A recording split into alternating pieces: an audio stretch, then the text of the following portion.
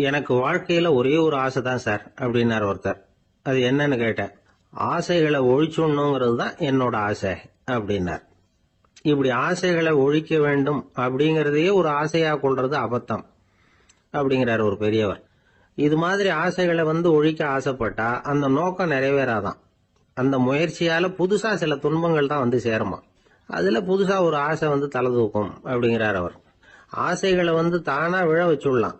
அதுக்கு வழி என்ன தெரியுமா? எந்த ஒரு ஆசையையுமே பூரணமா நிறைவேற்றிக் கொள்ள முடியாதுங்கிறத உணரணும். அதை உணர்ந்தா ஆசைகள் தானா விழுந்துரும். அதை விட்டுட்டு ஆசைகளை விட்டுடணுங்கிறதையே ஒரு ஆசையா வச்சுக்கிட்டு அதுக்காக கடுமையா முயற்சிகளையும் செஞ்சுக்கிட்டு நான் ஆசைகளை விட்டுட்டு ஞானோதயம் அடையறதுக்கு கடுமையா முயற்சி பண்ணிட்டு இருக்கிறேன் சார் அப்படின்னு சொல்லிக்கிட்டு இருந்தா எந்த காலத்திலயும் ஞானோதயம் வரப்போறது இல்லை.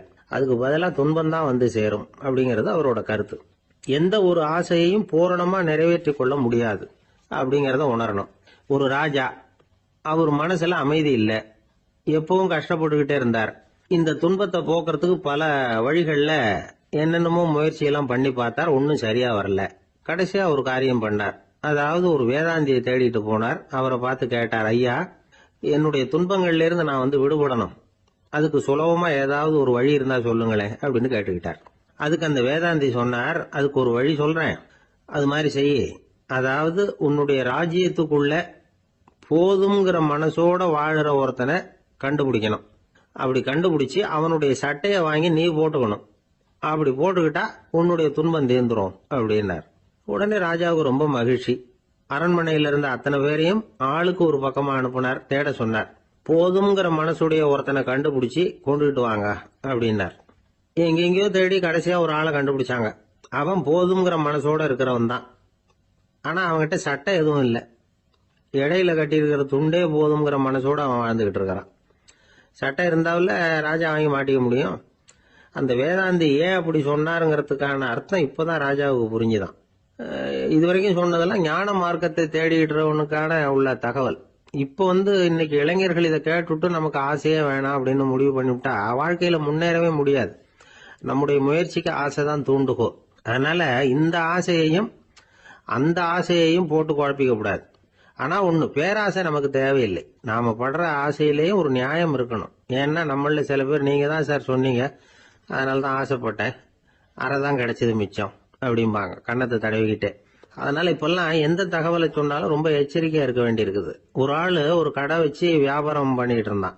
அவனுக்கு ரொம்ப பேராசை, நிறைய பணம் சேர்க்கணும்னு. திடீர்னு ஒரு நாள் அவனுக்கு உடம்பு ரொம்ப சுகம் இல்லாம போயிட்டுது. இனிமே பிழைக்கிறது கஷ்டங்கிற நிலைமை. மரணப்படுகையில இருக்கிறான். சொந்தக்காரங்கள்லாம் சுத்தி உட்கார்ந்து இருக்கிறாங்க. இவன் மெதுவா கண்ணை திறந்து பாக்குறான். என் வீட்டுக்காரி எங்கன்னா, இதோ இருக்கேன் அப்படின்னாங்க அந்த அம்மா. பசங்கள்லாம் எங்கேங்கிறான். இதோ பக்கத்துல தான் நின்றுட்டு இருக்கிறோங்கிறாங்க. பொண்ணுங்க எங்கேங்கிறான். எல்லாம் இங்கதான் இருக்கிறோம் அப்படிங்கிறாங்க. எல்லாம் இங்கதான் பக்கத்துல தான் இருக்கோம், நீங்க கவலைப்படாதீங்கன்னு சொல்றாங்க எல்லாம். அவன் மெதுவா கஷ்டப்பட்டு வாயை திறந்து, அட பாவிங்களா, எல்லாரும் இங்க இருந்தா அங்க கடையை யாரு கவனிக்கிறது அப்படின்னானா. ஜப்பான்ல உள்ள ஒரு புத்த விகாரை. அங்க ஒரு வயசான பௌத்த குரு தங்கியிருக்கிறார். ஒரு நாள் ராத்திரி கடுமையான குளிர். அவரால் தாங்க முடியல. பார்த்தார், மரத்துல செஞ்ச புத்த சிற்பங்கள் அங்க நிறைய இருந்தது. அதுல ஒன்ன எடுத்து அதுக்கு தீ மூட்டி அந்த நெருப்புல குளிர் காஞ்சிக்கிட்டு இருக்கிறார். மர சிற்பம் தீ வச்சதும் படபடன்னு வெடிக்க ஆரம்பிச்சுட்டுது. அந்த சத்தத்தை கேட்டதும் அந்த புத்த விகாரையின் குருக்கள் வெளியில ஓடி வந்தார். இவர் ஆனந்தமா குளிர் காஞ்சிக்கிட்டு இருக்கிறார். அவரால் பொறுத்துக்க முடியல. தெருவில் தெரிஞ்சுக்கிட்டு இருந்த அந்த பெரியவரை இங்க தங்க அனுமதிச்சதே அவரு தான். இவர் இப்படி பண்றாருன்னு நினைச்சுக்கிட்டே அவரை கோபமா பார்த்தார். ஏன் இப்படி கோபமா பாக்குறீங்க, இப்படி உட்காருங்க அப்படிங்கிறாரு இவர். அவருக்கு இன்னமும் கோபம் வந்துட்டுது. எங்கள் கடவுளை எரிச்சுட்டீங்களே அப்படின்னு சத்தம் போட்டாராம். அப்படியா அப்படின்னு கேட்டுக்கிட்டே அந்த சாம்பலை கிளறினார் இவர். என்ன செய்யறீங்கன்னு கேட்டிருக்காரு அவர். நான் எலும்புகளை தேடுறேன்னாராம். நீங்க ஒரு பைத்தியம், இது ஒரு மர சிற்பம், இதுல எலும்புகள் கிடையாது அப்படின்னாராம். அவருக்கு கோபம் வந்துட்டுது. உடனே வெளியில போங்கன்னு கத்தியிருக்காரு. வெளியில தள்ளி கதவையும் சாத்தி விட்டாராம். மறுநாள் காலையில கதவை திறந்து பார்த்தா அந்த வயசான பெரியவர் ஒரு மைல்கல் மேல சில காட்டு பூக்களை வச்சு புத்தம் சரணம் கச்சாமின்னு சொல்லிக்கிட்டே இருக்கிறார். இவருக்கு சந்தேகமா போட்டுது. கிட்ட போனார். என்ன செஞ்சுட்டு இருக்கீங்கன்னு கேட்டார். இது என்னுடைய காலை நேர பிரார்த்தனைனாராம். நிஜமாவே நீங்க ஒரு பைத்தியமா தான் இருக்கணும், ஏன்னா அது ஒரு மைல்கல் அப்படின்னாராம். இப்ப அந்த பெரியவர் சொன்னாராம், நீங்க ஒரு மரத்தை புத்தரா நினைக்கும் பொழுது நான் ஏன் ஒரு மைல் கல்ல புத்தரா நினைக்கக்கூடாது? நான் புத்தரை எரிக்கலாம். ஏன்னா அவரை நான் நேசிக்கிறேன். அந்த சிற்பம் மரத்தால் ஆனதுங்கிறது எனக்கு தெரியும். நான் ஒரு மைல் கல்ல தொழலாம். ஏன்னா அது எனது பூக்களை தாங்குது. நான் இந்த மைல் கல்லுக்குள்ள மறைஞ்சிருக்கிற புத்தரை பார்க்கிறேன். யாராவது ஒரு சிற்பி இத சிலையாக்குனாதான் நீங்க புத்தரை பார்க்க முடியும். அன்னைக்கு ரொம்ப குளிரா இருந்தது. நான் எனக்குள்ள இருக்கிற புத்தரையும் பாதுகாக்கணும். உள்ளே இருக்கிற புத்தரை காப்பாத்துறதுக்காக வெளியில உள்ள புத்தரை எரிக்கலாம். அதுல ஒன்றும் தப்பு இல்லை. அது அவருடைய போதனையிலேயே இருக்கு. உனக்குள் ஜோதியாக இரு அப்படிங்கிறது அவருடைய போதனை. என்னுடைய புத்தர் குளிர்ல நடுங்கிட்டு இருந்தார். அந்த மர சிற்பங்கள் வெயில் மழையில உணர்ச்சி இல்லாம இருந்தது. அதனால அப்படி பண்ணினேன். ஆனா நீங்க என்ன பண்ணீங்க? நான் ஒரு மர புத்தரை எரிச்சதுக்காக உயிருள்ள புத்தரை வெளியில தள்ளி கதவை சாத்தினீங்க அப்படின்னாரா அந்த பெரியவர். உண்மையான பக்திங்கிறது இதுதான். அதாவது உனக்குள் ஜோதியாக இரு அப்படின்னு புத்தர் சொன்னார் இல்லையா? அது மாதிரி தனக்குள் ஜோதியாக இருக்கிற இந்த காலத்து ஆசாமிகள் நிறைய பேர் உண்டு. எப்பவும் போதையிலேயே இருக்கிறவங்க. ஒரு நாள் நடு ராத்திரி ஒரு மது கடையில ஒரு ஆள் அங்குள்ள சிப்பந்திகள் கிட்ட கேட்டுட்டு இருக்கிறான். மறுபடியும் இந்த கடை எப்போ திறப்பாங்கன்னு கேட்டானா. நாளைக்கு காலையில 8 மணிக்கு திறப்பாங்க அப்படின்னு நானா அங்க இருந்த ஆள். அவன் திருப்பி திருப்பி அதையே கேட்டுக்கிட்டு இருக்கான். இவனுக்கு பதில் சொல்லி சொல்லி அழுத்து போச்சு. அதான் சொல்றேன் ஐயா, நாளைக்கு காலையில வா அப்படின்னாங்களாம். அதுக்கு இவன், நான் வர்றதுக்காக கேட்கலையா, நேத்திக்கு வந்தவன் உள்ளேயே மாட்டிக்கிட்டேன், வெளியில போறதுக்காக கேட்டேன் அப்படின்னு. ஒரு ரயில் போய்கிட்டு இருக்கு. அதுல ஒரு பெரியவர் பிரயாணம் பண்ணிட்டு இருக்கிறார். எதிரில் ஒரு பெரிய அதிகாரி, IAS ஆபீசர் உட்கார்ந்து இருக்கிறார். 2 பேருக்கும் முன்ன பின்ன அறிமுகம் இல்லை. அவர் வேற யாரோ, இவர் வேற யாரோ. ஒரே ரயில்ல பிரயாணம் பண்ணிட்டு இருக்கிறாங்க. அதுவும் எதிர்த்த இருக்கையில ஏதோ ஒரு நகரத்துல வண்டி நின்னுது. 2 பேரும் கீழே இறங்கினாங்க. பெரியவர் ஒரு ட்ரங்க் பெட்டியோட கீழே இறங்கினார். அந்த அதிகாரி கையில ஒரு சின்ன பெட்டி. அவர் அந்த சின்ன பெட்டியை கீழே வச்சுட்டு கூலி கூலின்னு கத்திக்கிட்டு இருந்தார். இந்த பெரியவர் பார்த்தார். ஐயா, இந்த பெட்டி மட்டும்தானா, இல்ல இன்னும் ஏதாவது இருக்குதா அப்படின்னு விசாரிச்சார். இப்ப அதிகாரி சொன்னாரு, இல்லைங்க இது மட்டும்தான் அப்படின்னு சொன்னார். இதுக்கு என்னத்துக்காக கூலி ஆள், நானே எடுத்துக்கிட்டு வரேனே வாங்க அப்படின்னு சொல்லி அந்த பெட்டியை இந்த பெரியவர் கையில் எடுத்துக்கிட்டார். எடுத்ததும் 2 பேரும் பேசிக்கிட்டே நடந்து வராங்க. இப்ப பெரியவர் சொன்னார், இப்ப உள்ள நாகரிகம் எப்படி இருக்குன்னா, சுமை கால் பணம், சும கூலி முக்கால் பணம் அப்படிங்கிற மாதிரி இருக்கு. பணத்தை வீணாக்கிறதோட இது கௌரவம்னு வேற நினைக்கிறாங்க அப்படின்னார். அவர் சொல்றது சரிதான். 10 ரூபாய் மதிப்புள்ள ஒரு சுமைய 30 ரூபா கொடுத்து தூக்கிட்டு போவோம். நாமே அதை தூக்கினா நமக்கு கௌரவ குறைச்சல் அப்படின்னு நினைப்போம். இதுதான் நம்ம நிலைமை. ஆனா அந்த பெரியவர் என்ன சொன்னார் தெரியுமா? நீங்க எங்க போகணுமோ அது வரைக்கும் நானே இதை எடுத்துட்டு வரேன் அப்படின்னார். அந்த அதிகாரி பக்கத்துல உள்ள ஒரு ஹோட்டல் வரைக்கும் போனார். பெரியவரும் அங்க கொண்டுட்டு போய் பெட்டியை வச்சார். உடனே அந்த பெரிய அதிகாரி அவருக்கு பணம் கொடுக்கறதுக்காக பர்ஸ் எடுத்தார். உடனே இவரு, ஐயா எனக்கு கூலி எதுவும் வேணாம், உங்களுக்கு சேவை செய்யறது என்னுடைய கடமை. நான் இந்த சேவையை செய்தது பணத்துக்காக இல்ல, அன்புக்காக அப்படின்னு சொல்லிவிட்டார். அதுக்கப்புறம் அவர் நன்றினார். 2 பேரும் பிரிஞ்சுட்டாங்க. இது முடிஞ்சது. அன்னைக்கு சாயந்தரம் அங்க ஒரு பெரிய கூட்டம் நடக்குது. இந்த அதிகாரியும் அந்த கூட்டத்துக்கு போறார். மக்கள் கூட்டம் ரொம்ப அதிகம். அதனால இந்த அதிகாரியும் ஒரு ஓரமா உட்காந்துக்கிட்டார். அப்புறம் கொஞ்ச நேரத்துல அந்த முக்கிய விருந்தினர் பேசுறதுக்காக வரார் மேடைக்கு. மேடையில இருந்த பெரியவங்க எல்லாம் எழுந்திருச்சு நின்று அவருக்கு மாலை போட்டு மரியாதை செய்யறாங்க. எங்கேயோ ஒரு மூலையில உட்கார்ந்து இருந்தாரு அதிகாரி. அவரு இதை கவனிச்சார். அவருக்கு ரொம்ப ஆச்சரியம், அதிர்ச்சி. ஏன்னா அங்க பேச வந்த முக்கிய விருந்தினர் வேற யாரும் இல்ல, இன்னைக்கு காலையில இவர் பெட்டியை தூக்கிட்டு வந்தாரு பெரியவர், அவர் தான். சரி, அந்த பெரியவர் யார் தெரியுமா? அவர் தான் ஈஸ்வர சந்திர வித்யாசாகர். கூட்டம் முடிஞ்சது. அதிகாரி அவரை தேடி ஓடினார். அவர் கைகளை பிடிச்சுக்கிட்டார். ஐயா என்ன மன்னிச்சுருங்க அப்படின்னாரு. அப்புறம் சொன்னார், அகங்காரம்ங்கிற கெட்ட புத்தி தான் உண்மைய கண்கள்ல இருந்து மறைக்குது. அகங்காரம் தான் மனுஷனை அழிக்குது. நீங்க ரொம்ப பெரிய மனிதர், இருந்தாலும் மனித தன்மையோட நடந்துக்கிறீங்க. இந்த அன்பு, தயவு, பொறுமை இதெல்லாம் இல்லைன்னா மனிதனாக இருக்கிறதுல என்ன பிரயோஜனம் அப்படின்னு சொல்லிவிட்டு அந்த அதிகாரி போனாராம். மனிதத்தன்மைன்னா என்ன அப்படிங்கிற கேள்விக்கு இந்த பெரியவர் ஒரு உதாரணம். இப்பெல்லாம் அப்படியா இருக்கிறாங்க? ஒரு பெரியவர் ஒரு பெட்டியை தூக்கிட்டு வந்துகிட்டு இருக்கிறார். ஒரு இளைஞன் ஓடி வந்தான். கொடுங்க சார், நான் தூக்கிட்டு வரேன்னா. கொடுத்தார். வாங்கி தலையில வச்சுக்கிட்டான். அப்புறம் சொன்னான், அடுத்தவங்க சிரமப்படக்கூடாதுங்கிறது என்னுடைய கொள்கை அப்படின்னா. அது நல்லதுதான் அவரு. கடைசியில பெட்டியை கொடுத்தான். வாங்கிட்டு பரிசை திறந்தார் பணம் கொடுக்கறதுக்காக. வேணாங்க அப்படின்னு விட்டான் அந்த இளைஞன். ஏன்? நான் சொன்னேன் அடுத்தவங்க சிரமப்படக்கூடாதுங்கிறது என்னுடைய கொள்கைன்னு. அதனால உங்களுக்கு சிரமம் கொடுக்கக்கூடாதுங்கிறதுக்காக வரும்பொழுது நானே உங்க பரிசை எடுத்து வேணுங்கிற பணத்தை எடுத்துக்கிட்டு திருப்பி உங்க பாக்கெட்லயே போட்டுட்டேன் அப்படின்னா. இப்படி இருக்குது இந்த காலம். அதனால வாழ்க்கையில அன்பு, தயவு, பொறுமை இதெல்லாம் ரொம்ப அவசியம் அப்படிங்கறத நாம புரிஞ்சுக்கணும். ஒரு ஊர்ல ஒரு ஆள் இருந்தான். கற்பனையிலேயே காலத்தை கடத்திக்கிட்டு இருந்தான். ஒரு நாள் ஒரு மரத்தடியில உட்காந்துருந்தான். அவனுக்கு பசிக்கிற மாதிரி தெரிஞ்சது. உடனே கற்பனையிலேயே சாப்பிட ஆரம்பிச்சுட்டான். அதாவது எதிரில் இலை போட்டு சாப்பாடு போடப்பட்டிருக்கிறதாகவும் அதை இவன் சாப்பிட்றதாகவும் நினைச்சுக்கிட்டு கையை மட்டும் வாய்க்கும் தரைக்குமா அப்படியும் இப்படியும் கொண்டுகிட்டு போய் பாவனை பண்ணிக்கிட்டே இருக்கிறான். தூரத்துல இருந்து பாக்குறவங்களுக்கு இவன் ஏதோ பலமான விருந்து சாப்பிட்டுட்டு இருக்கிறான் அப்படின்னு தான் தோணும். அது மாதிரியே பண்ணிக்கிட்டு இருந்தான். அந்த வழியா ஒரு சன்னியாசி வந்துகிட்டு இருந்தார். இவனை பார்த்தார். என்ன இவன் இப்படி பண்ணிட்டு இருக்கிறானே அப்படின்னு நினைச்சாரு. கொஞ்ச நேரம் அவனையே உத்து பார்த்துக்கிட்டு இருந்தார். இவரை பார்த்ததும் அவன் இன்னமும் சுவாரஸ்யமா சாப்பிட ஆரம்பிச்சுட்டான்.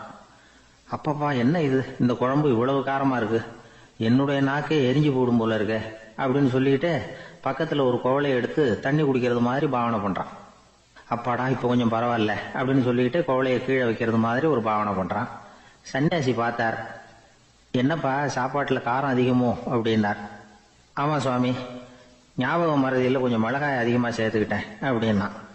சரி சாப்பிடு அப்படின்னு சொல்லிட்டார். அவன் சாப்பிட்டு முடிக்கிற வரைக்கும் பொறுமையா உட்காந்துருந்தார். அவன் அப்பாடா அப்படின்னு சொல்லிட்டு மறுபடியும் தண்ணி எடுத்து குடிச்சான். எல்லாம் கற்பனையிலேயே. அதுக்கப்புறம் சன்னியாசி பேச ஆரம்பிச்சார். இதை பாருப்பா, உன்னுடைய கற்பனையை நான் மெச்சுறேன். இருந்தாலும் உன் சாப்பாட்டுல ஒரு இனிப்பையும் வச்சிருக்கலாமே, ஏன் மிளகாய அளவுக்கு அதிகமா போட்டுட்டு அவஸ்தைப்படுறேன் அப்படின்னார். அவன் யோசிக்க ஆரம்பிச்சான். அதுக்கப்புறம் இவர் சொன்னார், இதை பாருப்பா, இனிமேல உன்னுடைய கற்பனையும் உயர்ந்ததாக இருக்கட்டும் அப்படின்னு உபதேசம் பண்ணிவிட்டு போனார். எப்பவும் உயர்வை பத்தியே சிந்திக்கணும். உயர்வு கிடைக்கலன்னா கூட அப்படி சிந்திக்கிறத நிறுத்தப்படாது அப்படிங்கிறார் திருவள்ளுவர். உள்ளுவது எல்லாம் உயர் உள்ளல், மற்ற அது தள்ளினும் தள்ளாமை நேர்த்து. ஊக்கம் இல்லாம உலகத்துல வாழ்ந்து பிரயோஜனம் இல்லை. அதனால உயர்வாவே சிந்திக்கணும். அது நம்மளை ஊக்கப்படுத்தும். இது பெரியோர் வாக்கு. இந்த உலகத்துல கற்பனையிலேயே வாழ்கிற சில கஞ்சர்களும் உண்டு. அதாவது 2 கஞ்சர்கள், 2 பேரும் பக்கத்து பக்கத்து ஊர்ல இருந்தாங்க. பொங்கல் சமயம். ஒரு கஞ்சன் தன்னுடைய மகனை கூப்பிட்டான். இதோ பாருப்பா, பக்கத்து ஊர்ல என்னுடைய நண்பன் ஒருத்தன் இருக்கிறான். அவனுக்கு பொங்கல் பரிசு ஏதாவது கொடுக்கணும்.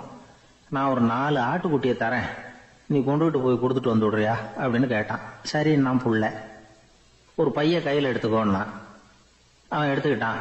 இந்த ஆட்டுக்குட்டி பிடிச்சிக்கோ அப்படின்னு சொல்லி ஒவ்வொன்னா போடுறேன் பார் அப்படின்னு சொல்லிட்டு 1, 2, 3, 4 அப்படின்னு எண்ணிக்கிட்டே வெறும் சைகையாலேயே ஆட்டுக்குட்டியை பிடிச்சி போடுறது மாதிரி பாவனை பண்ணிட்டு இருக்கிறான். அவன் பிள்ளையும் அது ரொம்ப அக்கறையா வாங்கிக்கிறது மாதிரி வாங்கிக்கிட்டு அந்த பைய தூக்கிட்டு அடுத்த ஊருக்கு போறான். இவன் அங்க போய் சேர்ந்த நேரத்துல அந்த கஞ்சன் ஊர்ல இல்ல, எங்கேயோ வெளியில போயிருக்கிறான். அவனோட புள்ள மட்டும்தான் வீட்டுல இருந்தான். இவன் அவன்கிட்ட, இதை பாரு, எங்க அப்பா உங்க அப்பாவுக்கு ஆட்டுக்குட்டி கொடுத்து அனுப்பியிருக்கிறாரு, பிடிச்சிக்கோ அப்படின்னு சொல்லி பாவனையிலேயே ஒவ்வொன்னா எடுத்து அவன்கிட்ட கொடுத்துட்டான். அவனும் வாங்கிட்டான் வாங்கறது மாதிரி. அப்புறம் சொன்னான், சரிப்பா, நானும் பதிலுக்கு ஏதாவது ஒன்னுகிட்ட கொடுக்கணும் இல்லையா, அதனால அந்த பைய புடி, ஒரு 10 எலுமிச்சம்பழம் தரேன், பதிலுக்கு அதை நீ எடுத்துட்டு போ அப்படின்னு சொல்லி கையாலேயே ஒவ்வொன்னா எடுத்து போடுறது மாதிரி பாவனை பண்ணிவிட்டான். அவனும் ரொம்ப நன்றி அப்படின்னு சொல்லிவிட்டு அதை வாங்கிட்டு போயிட்டான். கொஞ்ச நேரம் கழிச்சு வெளியில போயிருந்த அப்பங்காரன் திரும்பி வந்தான். உள்ள சொன்னான், அப்பா, உன்னோட நண்பர் அவருடைய மகன் மூலமா உனக்கு 6 ஆட்டுக்குட்டி கொடுத்து அனுப்பியிருந்தார். நானும் பதிலுக்கு ஒரு 10 எலுமிச்சம்பழம் கொடுத்து அனுப்பியிருக்கிறேன் அப்படின்னா. எப்படிடா கொடுத்தேன்னு கேட்டார் அப்பா. இப்படிதான் கொடுத்தேன்னு சொல்லி சைகையிலேயே காட்டினான். இதை பார்த்ததும் அப்பங்காரனுக்கு பயங்கரமா கோவம் வந்துட்டுது. பலார்னு அரைஞ்சுட்டான் பையனு. ஏன்பா அரைஞ்ச? 10 எலுமிச்சம்பழம் கொடுத்துட்டேனே அப்படிங்கிறதுக்காகவா அப்படின்னு கேட்டான். அது கூட பரவாயில்ல, நீ காட்டுற சைகையை பார்த்தா ஆரஞ்சு பழம் சைஸுக்கு இருக்குதே, அவ்வளவு பெருசா ஏன் கொடுத்த? அதுதான் எனக்கு கோபம் அப்படி. ஒரு ஏரி ஓரமா 2 பசங்க நடந்து போயிட்டு இருக்கிறாங்க. அதுல ஒருத்தன் பணக்கார வீட்டு பையன், இன்னொருத்தன் ஏழை. இவங்க 2 பேரும் போயிட்டு இருக்கிறாங்க. வழியில ஒரு இடத்துல ஒரு ஜோடி செருப்பு இவங்க கண்ணுல படுது. ஒரு விவசாயி அந்த செருப்பை அங்க விட்டுட்டு பக்கத்துல இருந்த ஏரியில கை காலை கழுவிட்டு இருக்கிறார். உடனே அந்த பணக்கார பையனுக்கு ஒரு ஐடியா. அவன் சொன்னானா, டேய், இப்போ ஒரு வேடிக்கை செய்யலாம். அந்த செருப்பு 2ஐயும் தூக்கி எட்டத்துல வீசி எரிஞ்சிருவோம். அந்த ஆள் வந்து பார்த்துட்டு செருப்பை தேடி அல்லாடுவான், அங்கேயும் இங்கேயும் ஓடுவான், திரு திருன்னு முழிப்பான். அதை பார்த்து நாம ரசிக்கலாம், நல்ல தமாஷா இருக்கும் அப்படின்னு இருக்கான். இப்படி சொல்லிவிட்டு அந்த செருப்புகளை தூக்கத்துக்கு போனானா. கொஞ்சம் பொறு அப்படின்னானா அந்த ஏழை பையன். ஏன்னு கேட்டிருக்கான் அவன். இப்போ அந்த ஏழை பையன் சொன்னானா, நீ சொல்றது ஒன்றும் வேடிக்கை கிடையாது. உன்னோட செருப்பு தொலைஞ்சா உன் அப்பா உடனே உனக்கு வேற செருப்பு வாங்கி கொடுத்துருவார். ஆனா அந்த ஆளுக்கு இந்த செருப்பு தொலைஞ்சதுன்னா வேற புதுசா வாங்கறதுக்கு வாயையும் வயத்தையும் கட்டி பணத்தை சேர்க்க வேண்டியிருக்கும். அதனால நான் ஒரு வேடிக்கை சொல்றேன், அது மாதிரி செய், அது இன்னமும் தமாஷா இருக்கும் அப்படின்னு நானா. எப்படி அது சொல்லுன்னு இருக்கான் அவன். செருப்பு 2ம் அது இருக்கிற இடத்துலயே இருக்கட்டும். உன் சட்டை பையிலிருந்து ஒரே ஒரு ரூபாய் நாணயத்தை எடு. அதை அந்த செருப்பு மேல அதோட குதிகால் பகுதியில வச்சுட்டு நாம 2 பேரும் அந்த மரத்துக்கு பின்னாடி ஓடி போய் மறைஞ்சு நின்னுக்குவோம். அப்புறம் பாரு வேடிக்கை அப்படின்னா. அதே மாதிரி 1 ரூபா காசு செருப்பு மேல வச்சுட்டு இவங்க 2 பேரும் மறைஞ்சு நின்னுக்கிட்டாங்க. கொஞ்ச நேரத்துல அந்த விவசாயி வந்தார். காலில் உள்ள மண்ணை தட்டிவிட்டு செருப்பை மாட்டுறதுக்காக போனார். அங்கிருந்த காசு கண்ணுல போட்டுட்டுது. அவருக்கு ஆச்சரியமா போச்சு. அதை கையில எடுத்து பாக்குறார். 4 பக்கமும் திரும்பி திரும்பி பாக்குறார், யார் இதை வச்சிருப்பான்னு. கடைசியில ஆகாயத்தை பாக்குறார். ஆண்டவா, இது உன்னோட கருணை தான். நீ தான் யாரோ புண்ணியவான் மனசுல தர்மம் பண்ற எண்ணத்தை உண்டாக்கி இருக்கிற. அந்த புண்ணியவான் நல்லா இருக்கணும் அப்படின்னு வாழ்த்தி அந்த காசை கண்ணுல ஒத்திக்கிட்டாராம். மறைஞ்சிருந்து பார்த்துக்கிட்டு இருந்த ஏழை பையன் இப்படி சொன்னான், பாத்தியா, உன்னை புண்ணியவான்னு வாழ்த்தி விட்டு போறார் அந்த ஆள். அவருக்கும் சந்தோஷம், அதை பார்த்து நமக்கும் சந்தோஷம். உனக்கு 1 ரூபாங்கிறது ஒரு பெரிய விஷயம் இல்லை, ஆனா அதனால நமக்கு கிடைச்சிருக்கிற மகிழ்ச்சி ரொம்ப உயர்வானது அப்படின்னு நானும்.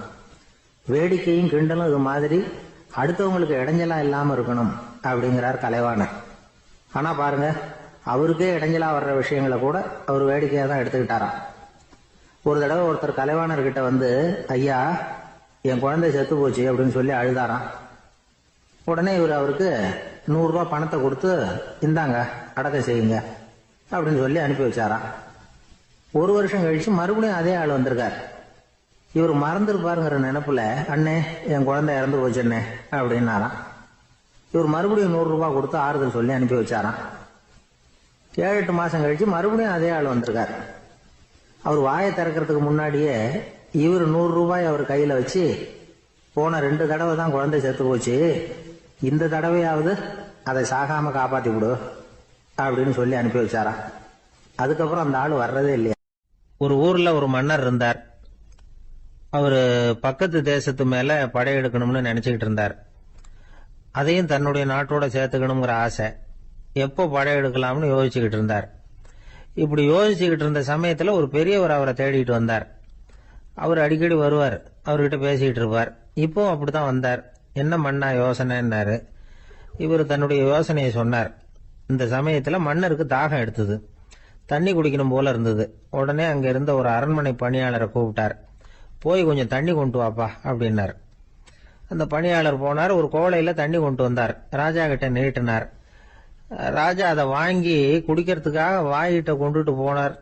அந்த நேரம் பார்த்து, மன்னா கொஞ்சம் பொறுங்கன்னார் இந்த பெரியவர். ஆவலோட குடிக்க போன மன்னர் அப்படியே நிறுத்திக்கிட்டு பெரியவரை பார்த்தார்.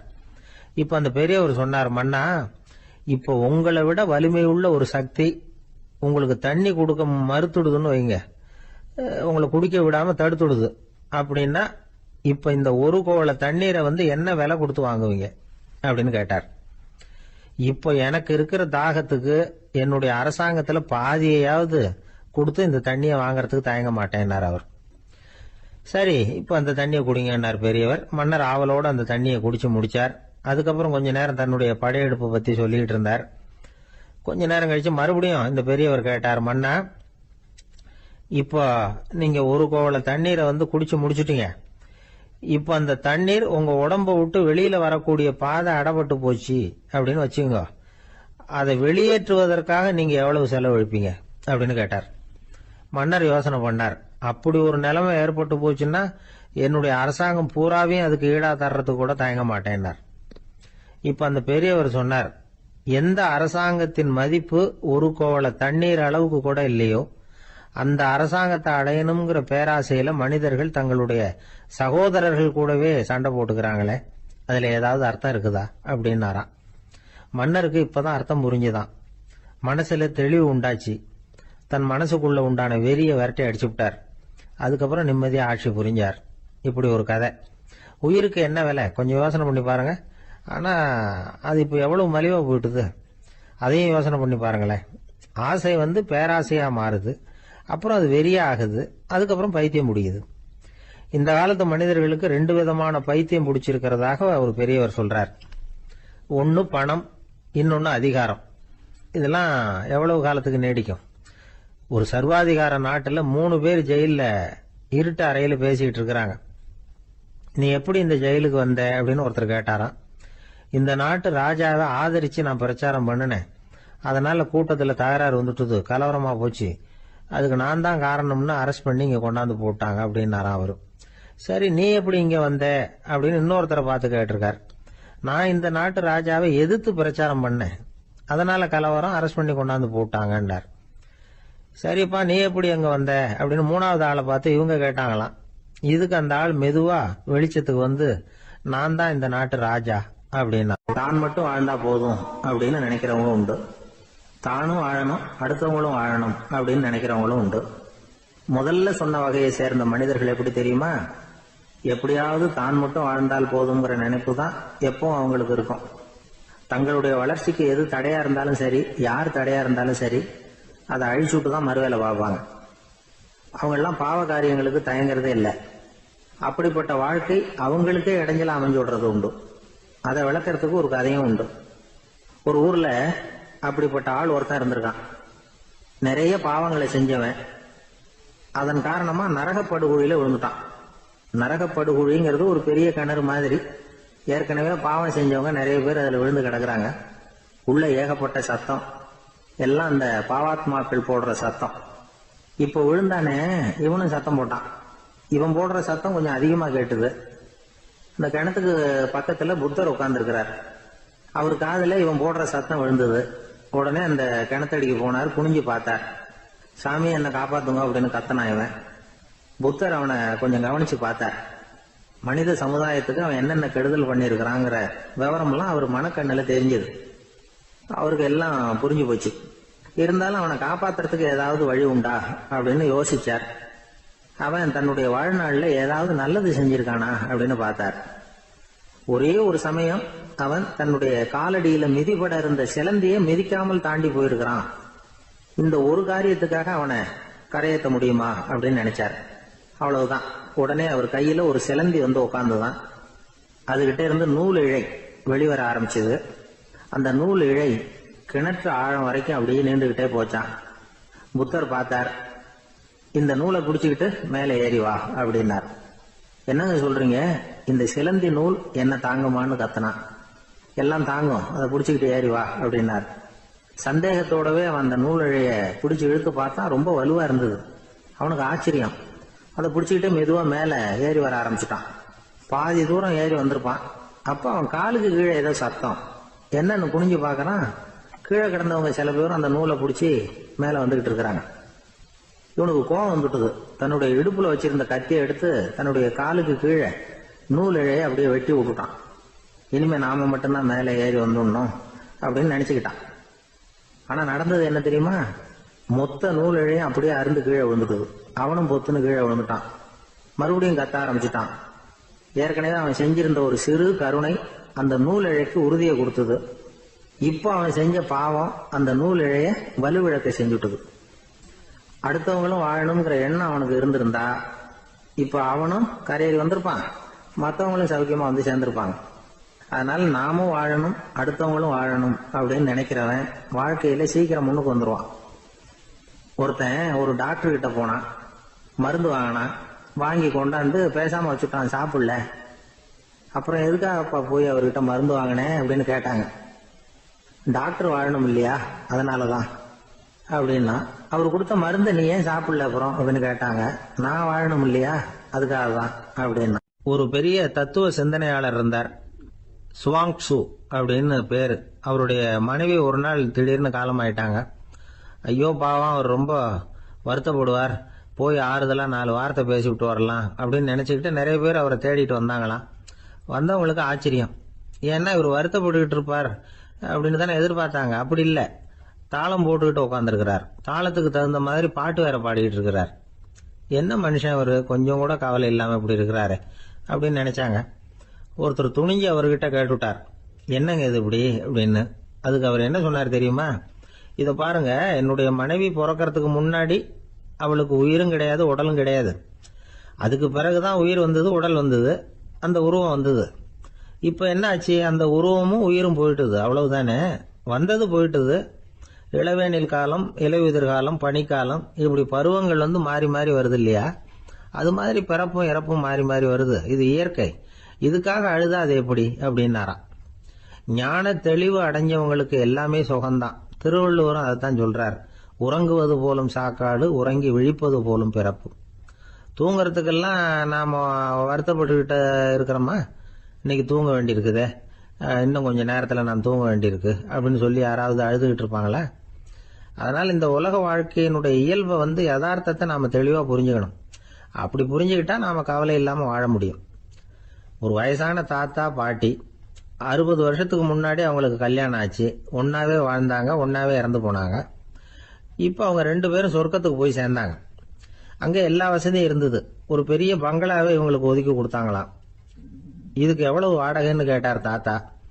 வாடகையெல்லாம் கிடையாது, இலவசம் அப்படின்னார் அங்க இருந்தவர். அந்த வீட்டுக்கு பின்னாடி ஒரு பெரிய புல்வெளி இருந்தது. இதுல விளையாட ஏதாவது கட்டணம் உண்டான்னு கேட்டிருக்காரு தாத்தா. அதெல்லாம் ஒன்றும் கிடையாது, பணம்லாம் கட்ட வேண்டியதில்லை அப்படின்னாரு அவரு.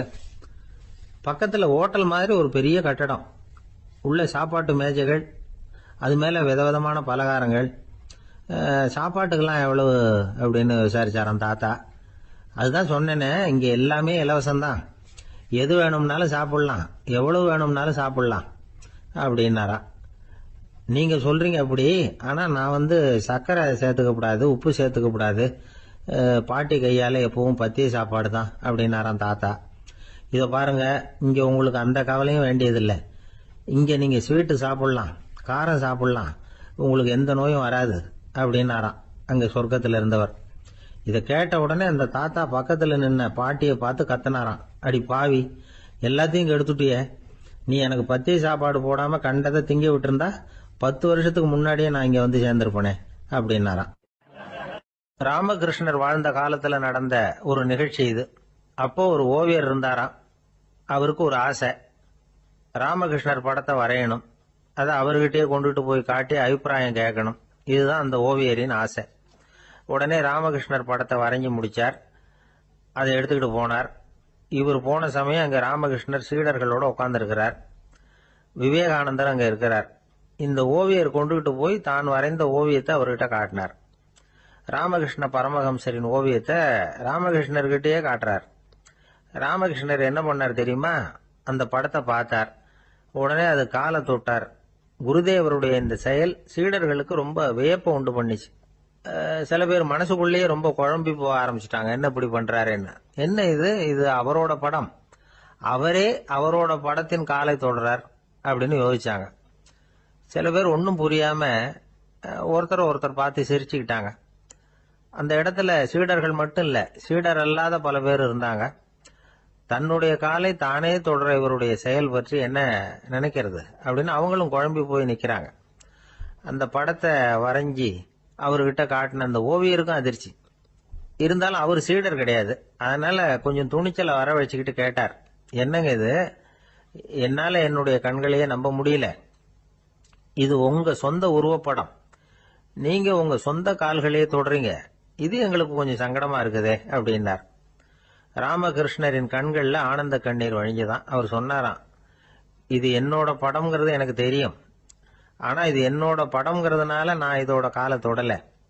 நீ என்னுடைய சமாதி நிலைய இந்த படத்துல படம் பிடிச்சு காட்டியிருக்கிற, அதனால அதோட காலை தொடறேன். சமாதி நிலையில யார் இருந்தாலும், அது என்னுடைய படமா இருந்தாலும் சரி அல்லது வேற யாருடைய படமா இருந்தாலும் சரி, படம் யாருதுங்கிறது முக்கியம் இல்லை. இதுல எது முக்கியம்னா அது தன்னை உணர்ந்த ஒரு உணர்நிலையின் படம். அப்படி இருக்கிறப்போ அதோட காலை நான் தொடணும். அதுக்கு நீங்க எல்லாரும் ஏன் சங்கடப்படுறீங்கன்னு எனக்கு தெரியல அப்படின்னாராம். இப்பதான் அங்க இருந்த சீடர்களுக்கும் மற்றவங்களுக்கும் விவரம் புரிஞ்சுதான். இதுக்கு முன்னாடி யாரும் செய்யாததை இவர் செஞ்சிருக்கிறார், ஆனா அவருடைய காரணம் ரொம்ப நியாயமானது அப்படிங்கறத உணர்ந்தாங்களாம். இதுவரைக்கும் ஆன்மீகத்துல சமாதி நிலை, அதாவது தன்னை உணர்ந்த நிலை பற்றி புரிஞ்சுக்கிட்டோம். இல்லறத்துல ஏற்படக்கூடிய சமாதி நிலை பற்றி உங்களுக்கு தெரியுமா? ஒரு அம்மா டாக்டர் கிட்ட வந்து சொன்னாங்களாம், டாக்டர், என் வீட்டுக்காரருக்கு உடம்புல ஏதோ கோளாறுன்னு நினைக்கிறேன். நான் எவ்வளவு நேரம் பேசினாலும் காதுல விழாதது மாதிரி உட்கார்ந்துருக்கிறார் அப்படின்னு ஆகலாம். அதுக்கு அந்த டாக்டர் சொன்னாராம், அம்மா, அது உடம்பு கோளாறு இல்ல, அது ஒரு பெரிய திறமை. கடற்கரை ஓரமா ஒரு பெரியவர் கையால மணலை கீறிக்கிட்டே உட்கார்ந்துருக்கிறார். என்னத்தையும் தேடிட்டு இருக்கிறது மாதிரி தெரிஞ்சது. மெதுவா கிட்டத்துல போய் என்னத்தை தேடிட்டு இருக்கிறீங்க அப்படின்னு கேட்டோம். அவரு சாவகாசமா நிமிர்ந்து பார்த்து நிம்மதியை தேடிட்டு இருக்கிறேன்னார். நாங்க ஒரு மாதிரி ஆயிட்டோம். இருந்தாலும் சமாளிச்சுக்கிட்டு, சார், மணல்ல வந்து கிழிஞ்சல் தான் கிடைக்கும், நிம்மதி கிடைக்காது அப்படின்னோம். சரி, இன்னைக்கு வசமா நம்ம கிட்ட ஒரு ஆள் மாட்டிக்கிட்டார் அப்படின்னு நினைச்சு அவர் பக்கமா போய் உட்காந்துக்கிட்டு கதை சொல்ல ஆரம்பிச்சிட்டோம். ஒரு பெரிய மன்னர் இருந்தார். அவருக்கு எல்லா வசதியும் இருந்தது. இருந்தாலும் ஒரே ஒரு குறை. அது என்னன்னா நிம்மதி இல்லைங்கிற குறை. அரண்மனையில தினமும் கலை நிகழ்ச்சி, நாட்டியம் எல்லாம் நடந்துகிட்டு தான் இருந்தது. இருந்தாலும் நிம்மதி இல்லை. சரி, நிம்மதி எங்க கிடைக்கும் அப்படின்னு தேட ஆரம்பிச்சார். உடனே அதுக்கான முயற்சிகள்ல தீவிரமா இறங்கினார். நாட்டுல உள்ள தத்துவ மேதைகளை எல்லாம் கூப்பிட்டுட்டு வர சொன்னார். எல்லாரும் வந்து சேர்ந்தாங்க. அவங்கள பார்த்து நிம்மதி எங்க இருக்குது அப்படின்னு விசாரிச்சார். அவங்களுக்கு அது தெரிஞ்சா ஏன் இப்படி ராஜா முன்னாடி வந்து நின்றுட்டு இருக்க போறாங்க? ராஜாவோட கேள்விக்கு ஒவ்வொருத்தரும் ஒவ்வொரு மாதிரி விளக்கம் கொடுக்க ஆரம்பிச்சிட்டாங்க. எந்த பதிலும் ராஜாவுக்கு திருப்தி அளிக்கக்கூடிய அளவுக்கு இல்ல. சரி, போயிட்டு வாங்கன்னு சொல்லி அவங்களை எல்லாம் அனுப்பி வச்சுட்டார். ஒரு நாள் அவர் மாளிகையில உப்பரிகையில நின்றுட்டு இருக்கிறார். அந்த சமயத்துல தெருவுல ஒரு பிச்சைக்காரன் ரொம்ப உல்லாசமா பாட்டு பாடிக்கிட்டே போயிட்டு இருக்கிறான். குரல்ல ஒரு சந்தோஷம், நடையில ஒரு மிடுக்கு. அவங்ககிட்ட கொஞ்சம் கூட கவலை இருக்கிறதா தெரியல. உடனே ராஜா அதை பார்த்தார். ஏவலாளிகளை வந்து கைதட்டி கூப்பிட்டார். உடனே ஓடி போய் அந்த பிச்சைக்காரனை இங்க அழைச்சிட்டு வாங்கன்னு உத்தரவு போட்டார். இவங்க உடனே ஓடி போய் அவனை கூப்பிட்டாங்க. அரண்மனைக்கு வாழ்ந்தாங்க. அவன் வரல. அரண்மனைக்கு உள்ள அடி எடுத்து வைக்க மாட்டேன்னு சொல்லிவிட்டான். ராஜா கிட்ட வந்து விஷயத்தை சொன்னாங்க. அவருக்கு ரொம்ப ஆச்சரியம், இப்படி ஒரு ஆள் இருக்கிறானா அப்படின்னு. சரி, அவன் என்னதான் சொல்றான் அப்படின்னு விசாரிச்சார். இவங்க மறுபடியும் தெருவுக்கு போய் கேட்டாங்க. என்ன பார்க்கணும்னா ராஜா விருப்பப்பட்டாருன்னா அவரை வேணும்னா இங்க வர சொல்லுங்க அப்படின்னு சொல்லிவிட்டான். அதை வந்து ராஜா கிட்ட சொன்னாங்க. அவருக்கு கோபம் வரல. இவ்வளவு சுதந்திர உணர்வோட இருக்கிறவன் சாதாரண ஆளா இருக்க முடியாது அப்படின்னு நினைச்சார். உடனே கிடுகிடுன்னு இறங்கி தெருவுக்கு வந்தார். பிச்சைக்காரங்கிட்ட போனார். நீ கவலைப்படாம சந்தோஷமா பாடிட்டு போறியே, அது எப்படி முடியுது உன்னால அப்படின்னு கேட்டார். ஏன் அப்படி கேக்குறீங்கன்னா அவன், அதுக்கு இல்ல, எனக்கு அரண்மனையில எவ்வளவோ சுகபோகங்கள்லாம் இருக்கு, இருந்தாலும் நிம்மதி இல்ல. இது ஏன்னு எனக்கு தெரியல. இந்த தேசத்துல உள்ள அறிஞர்களை எல்லாம் கூப்பிட்டு கேட்டு பார்த்துட்டேன், அவங்களுக்கும் தெரியல. உன்னை கேட்டா தெரியும்னு நினைச்சேன், அதனாலதான் சந்திக்கிறதுக்கு ஆசைப்பட்டேன், ஆனா நீ வரமாட்டேன்னு விட்டியே அப்படின்னார். பிச்சைக்காரன் கடகடன்னு சிரிக்க ஆரம்பிச்சுட்டான். மகிழ்ச்சிக்கும் உங்களுக்கும் தடையா இருக்கிறது இந்த மாளிகை தான். இதை விட்டுட்டு வெளியில வந்துட்டா நிம்மதி தேடிட்டு வந்துரும்னா. நான் அரசன், எனக்குன்னு கடமைகள் இருக்கு, அதையெல்லாம் விட்டுட்டு எப்படி வர முடியும்னார் ராஜா. ரெண்டும் ஒரே நேரத்துல கிடைக்கணுங்கிறது முடியாத காரியம். உங்க சுகபோகத்துக்கு விலையாதான் உங்க நிம்மதியை கொடுத்துக்கிட்டு இருக்கிறீங்க. என்ன பாருங்க, என்கிட்ட எதுவும் இல்ல, அதனால எதுவும் போயிடுமோங்கிற பயமும் இல்ல, நிம்மதியா இருக்கிறேன் அப்படின்னா அவன். ராஜா உடனே சந்தோஷப்பட்டு தன்னுடைய மேலங்கியை எடுத்து அவனுக்கு பரிசா கொடுத்தாரான். அவன் சிரிச்சுக்கிட்டே அதை வாங்க மாட்டேன்னு விட்டானான். இதை நீங்க எனக்கு கொடுக்கறதுனால எந்த பயனும் இல்லை, அதே நேரத்துல அதை வாங்கிட்டேன்னா அடுத்த வினாடியிலிருந்து அதை எப்படி காப்பாத்துறதுங்கிற கவலை எனக்கு வந்து சேர்ந்துரும், அப்புறம் தூக்கம் வராது, நிம்மதி போயிடும் அப்படின்னானா. சொல்லிவிட்டு அவன் பாட்டுக்கு சந்தோஷமா பாடிக்கிட்டே போயிட்டான். நிம்மதி எங்க இருக்குங்கிறதையும் ராஜா தெரிஞ்சுக்கிட்டார். அந்த இடத்துக்கு தன்னால போக முடியாதுங்கிறதையும் அவர் புரிஞ்சுக்கிட்டார். இப்படி இந்த கதைய அந்த கடற்கரையில மணலை கீறிக்கிட்டே உட்கார்ந்துருந்தார அந்த பெரியவர்கிட்ட சொல்லி முடிச்சோம். அவர் முகத்துல ஒரு தெளிவு தெரிஞ்சது. எங்களை நிமிர்ந்து பார்த்தார். ரொம்ப நன்றிங்க, இப்ப எனக்கு தெரிஞ்சு போச்சு. நிம்மதி வேணும்னா அதுக்கு என்ன பண்ணணும்னு இப்ப நல்லா புரிஞ்சுக்கிட்டேன் அப்படின்னார். என்ன புரிஞ்சுக்கிட்டீங்கன்னு கேட்டோம். இனிமே இந்த பக்கம் வந்தா உங்க கண்ணுல படாத இடமா பார்த்து உட்காரணும்னு புரிஞ்சுக்கிட்டேன் அப்படின்னார். ஒரு பெரிய நினைவு மண்டபம். அதுக்கு முன்னாடி ஒரு அப்பாவும் பிள்ளையும் நின்றுகிட்டு இருக்கிறாங்க. அந்த வழியா போறவங்க வர்றவங்க எல்லாம் அந்த இடத்துல நின்று அது என்ன மண்டபம் அப்படின்னு விசாரிக்க ஆரம்பிச்சாங்க. அந்த அப்பாவும் பிள்ளையும் தான் வர்றவங்களுக்கெல்லாம் விவரம் சொல்லிட்டு இருக்கிறாங்க.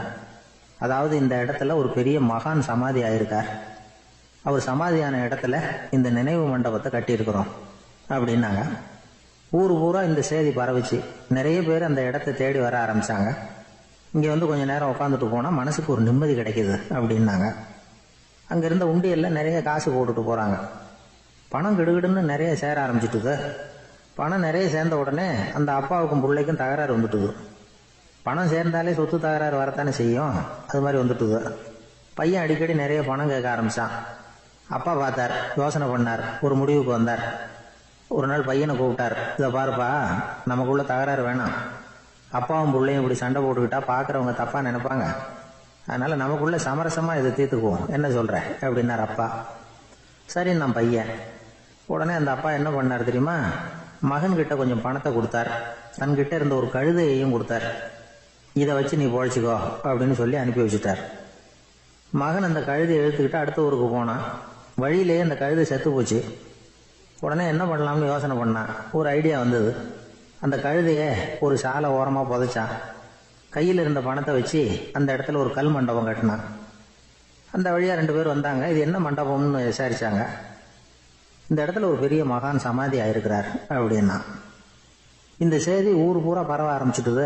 நிறைய பேர் வந்து போக ஆரம்பிச்சாங்க. இங்க வந்தா மனசுக்கு ஒரு பெரிய நிம்மதி கிடைக்குது அப்படின்னு வேற சொல்ல ஆரம்பிச்சாங்க.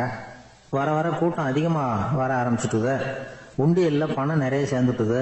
நகையெல்லாம் கூட கழட்டி காணிக்கையா போட ஆரம்பிச்சுட்டாங்க. அப்பாவை விட மகன் பெரிய ஆளாயிட்டான். இதை கேள்விப்பட்டார் அப்பா.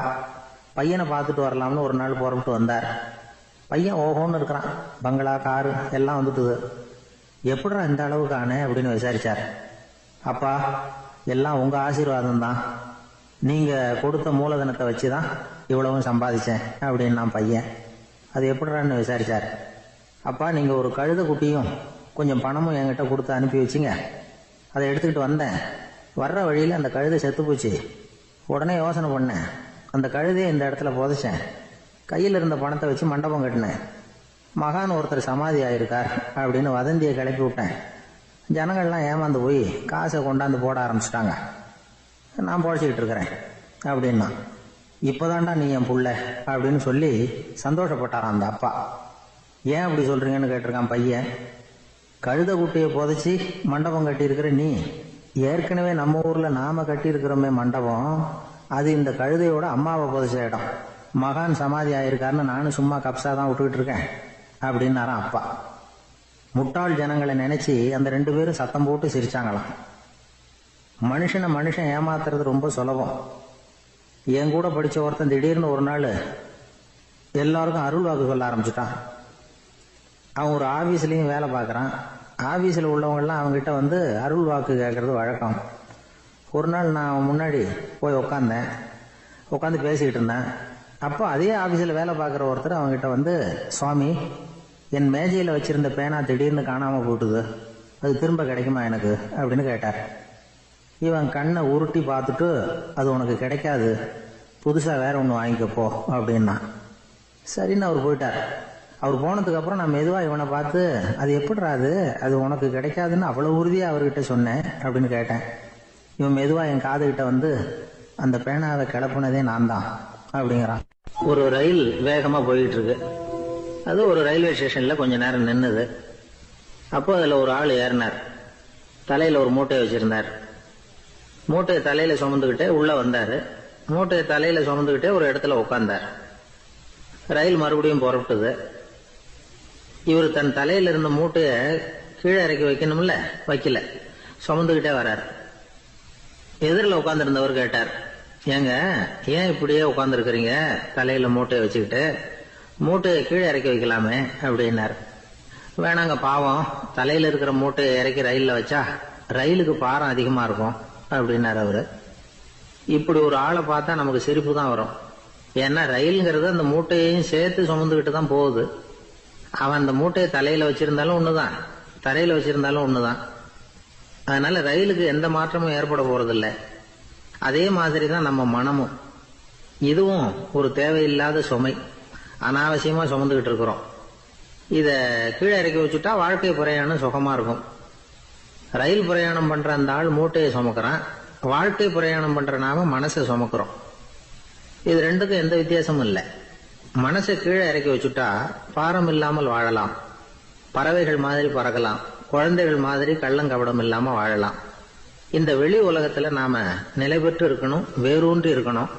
அதே சமயம் நம்முடைய உள் வெளியில ஆன்மீக வாழ்க்கையில பாரம் இல்லாம இருக்கணும். அப்போ பறக்கணும், நதியை போல ஓடணும், மிதக்கணும். பயணம் சுகமா இருக்கும், களைப்பு தெரியாது, கவலை தெரியாது. ஒரு சீடன் போதி தர்மரை நாடி வந்தான். குருவே, நீங்கள் என்ன வெறுமையாக இருக்க சொன்னீங்க, நான் இப்ப மறுபடியும் வெறுமையானவன் ஆகிட்டேன், அதனால இப்ப என்ன செய்ய சொல்றீங்க என்ன அப்படின்னு சொல்லி நின்னான். உடனே அந்த குரு பக்கத்துல இருந்த ஒரு குச்சியை எடுத்து அவன் தலையில அடிச்சு, போய் அந்த வெற்றுத்தன்மையையும் வீசி எறிந்து விட்டு வா அப்படின்னார். நான் இப்போ காலியா இருக்கிறேன்னு ஒருத்தன் சொல்றான்னு வச்சுங்க, அது உண்மை இல்லை. ஏன்னா இன்னமும் அதுல நான்கிற எண்ணம் இருக்குது. எந்த சிந்தனையும் இல்லாம இருக்கிறது கடினம் தான். ஆனாலும் மனிதன் அதுல உள்ள நுட்பத்தை புரிஞ்சுக்கிட்டான்னா இவ்வளவு தூரம் தூக்கி சுமந்துக்கிட்டு வந்த அந்த மனதின் முட்டாள்தனத்தை அவனே பார்த்துட்டு சிரிப்பான். இதுதான் பெரியவங்க சொல்லி இருக்கிற ஆலோசனை. நம்மால் ஒருத்தன் தலையில ஒரு பெரிய மூங்கில் கூடையோட ரயில்ல உட்கார்ந்தான். கூடை தலையில இருந்தது, கீழே இறக்கி வைக்கல. எதிரில் இருந்தவர் கேட்டார், ஏங்க எதுக்காக அதை அனாவசியமா சுமந்துகிட்டே இருக்கீங்க, கீழே இறக்கி வைங்களேன்னார். இல்லைங்க, நான் வீட்டை விட்டு புறப்படும் பொழுதே என் பையன் சொல்லிவிட்டான், கூடைய தலையை விட்டு இறக்கப்படாதுன்னு அப்படின்னார். அவன் சின்ன பையன், விவரம் இல்லாம சொல்லியிருப்பான். இப்ப என்ன நேரில் வந்தா பாத்துக்கிட்டு இருக்கிறான், நீங்க இறக்கி வைங்கன்னார் அவர். அவன் நேரில் பாத்துக்கிட்டு இல்ல, இருந்தாலும் நான் இந்த கூடையை கீழே இறக்கி வச்சா அது அவனுக்கு தெரிஞ்சிரும் அப்படின்னாரு இவர். அது எப்படின்னார் அவர். அவன் தனக்கு டிக்கெட் வாங்க வேணாம்னு சொல்லி இப்ப இந்த கூடைக்குள்ளதான் உட்கார்ந்துருக்கிறான் அப்படின்னு. நம்மள மாதிரி ஒரு ஆசாமி அவன் நம்மள மாதிரியே கற்பனை பண்ணான். அதாவது நாம தான் இந்த உலகத்துல ரொம்பவும் கஷ்டப்படுறோம், மத்தவங்க எல்லாம் சந்தோஷமா இருக்கிறாங்க அப்படின்னு அவன் நினைச்சுக்கிட்டான். அவன் ஒரு நாள் கடவுளை வேண்டிக்கிட்டானா, சுவாமி, இந்த உலகத்துல எவ்வளவோ பேர் இருக்கிறாங்க, ஒவ்வொருத்தருக்கும் ஒவ்வொரு விதமான கஷ்டம் இருக்கலாம், ஒத்துக்கிறேன். இருந்தாலும் எனக்கு அது கொஞ்சம் அதிகமா இருக்கிறது மாதிரி தெரியுது. அதனால நீங்க எனக்காக ஒரு சின்ன உதவி செஞ்சா போதும். அது வேற ஒண்ணும் இல்ல, என்கிட்ட இருக்கிற துயரங்களை இன்னொருத்தர் யாருகிட்டயாவது கொடுத்துருங்க, அவர்கிட்ட இருக்கிற துயரங்களை என்கிட்ட மாத்தி கொடுத்துருங்க. ஒரு மியூச்சுவல் டிரான்ஸ்பர், அவ்வளவுதான். அப்படி பண்ணிவிட்டா போதும் அப்படின்னு வேண்டிக்கிட்டானா. அன்னைக்கு ராத்திரியே அவன் ஒரு கனவு கண்டிருக்கான். வானத்தில இருந்து ஒரு குரல் கேட்டிருக்கு. அது என்ன சொல்லிச்சு தெரியுமா? ஏ ஜனங்களே, எல்லாரும் அவங்க கஷ்டங்களை ஒரு பையில போட்டு எடுத்துக்குங்க. அப்படி எடுத்துக்கிட்டு நேரா இந்த ஊர் எல்லையில இருக்கிற கோயிலுக்கு சேருங்க அப்படின்னு அந்த குரல். ஆஹா, கடவுள் நம்ம பிரார்த்தனைக்கு செவி சாய்ச்சுட்டார் அப்படின்னு சந்தோஷப்பட்டான் இவன். உடனே என்ன பண்ணா, தன்கிட்ட இருந்த கஷ்டத்தையெல்லாம் ஒரு சாக்கு பையில போட்டு எடுத்துக்கிட்டான். வீட்டை விட்டு வெளியில வந்தான். தெருவுல இறங்கி நடக்கிறான். அங்க பார்த்தா ஏகப்பட்ட பேர் ஆளுக்கு ஒரு பைய தூக்கிக்கிட்டு கோயிலுக்கு போயிட்டு இருக்கிறாங்க. சில பேர் மூட்டையா கட்டி தலையில சுமந்துக்கிட்டு போயிட்டு இருக்கிறாங்க. இவன் பார்த்தான். இவனுக்கு ரொம்ப ஆச்சரியமா இருந்தது. ஏன்னா எல்லாரும் வச்சிருக்கிற பைய இவன் பைய விட பெருசா இருந்தது. இவன் பை தான் இருக்கிறதுலயே கொஞ்சம் சின்னதா தெரிஞ்சது. இப்ப அவன் மறுபடியும் சாமியை வேண்டிக்கிட்டான், கடவுளே, இப்ப உள்ள சூழ்நிலையை கவனிச்சா என்கிட்ட இருக்கிற பைய பரவாயில்லன்னு தோணுது. அதனால வேற பைய எதையும் மாத்த வேணாம், இதுவே பரவாயில்ல, இந்த பையோட திரும்பி வீட்டுக்கு போனா போதும்னு நினைக்கிறேன் அப்படின்னு ஏதோ நினைக்க ஆரம்பிச்சுட்டான் அவன். எல்லாரும் கோயிலுக்கு போய் சேர்ந்தாங்க. கோயில்ல அந்த குரல் மறுபடியும் கேட்டுது. எல்லாரும் அவங்கவுங்க பைகளை சோகத்துல தொங்க விடுங்க, திடீர்னு விளக்குகள் அணையும், மணி அடிக்கப்படும், அதுதான் அடையாளம். அந்த சமயத்துல இருட்டுல உங்களுக்கு வேண்டிய பைய நீங்க மாத்தி எடுத்துக்கலாம், தேர்ந்தெடுத்துக்கலாம். வெளிச்சம் இருக்கிறப்பவே உங்களுக்கு பிடிச்ச பைக்கு பக்கமா பார்த்து நீங்க நின்னுக்கலாம் அப்படின்னு சொல்லி விவரம் சொல்லிச்சான் அந்த குரல். அப்படி சொன்னதுக்கு அப்புறம் திடீர்னு விளக்கு அணைஞ்சுது, மணி அடிச்சுது. கொஞ்ச நேரம் கழிச்சு மறுபடியும் விளக்குகள்லாம் எரிஞ்சுது. இப்போ பார்த்தா எல்லாரும் அவங்க பையையே கெட்டியா புடிச்சிட்டு நிக்கிறாங்க. இவனும் அப்படியே நிக்கிறான். இவன் மெதுவா பக்கத்துல நிக்கிறவங்க கிட்ட கேட்டானா, ஏன் நீங்க பைய கையிலேயே வச்சிருக்கிறீங்க, செவுத்துல மாட்டலையா அப்படின்னு கேட்டிருக்கான். இல்லப்பா, நீ ஏன் கையிலேயே வச்சிருக்கிறியோ அதே காரணத்துக்காக தான் நாங்களும் வச்சிருக்கிறோம். நம்ம கவலைகளை பத்தி நமக்கு ஓரளவுக்காவது தெரியும். ஆனா மத்தவங்க கவலைகள் நமக்கு பரிச்சயம் இல்லாதவை, பழக்கம் இல்லாதது.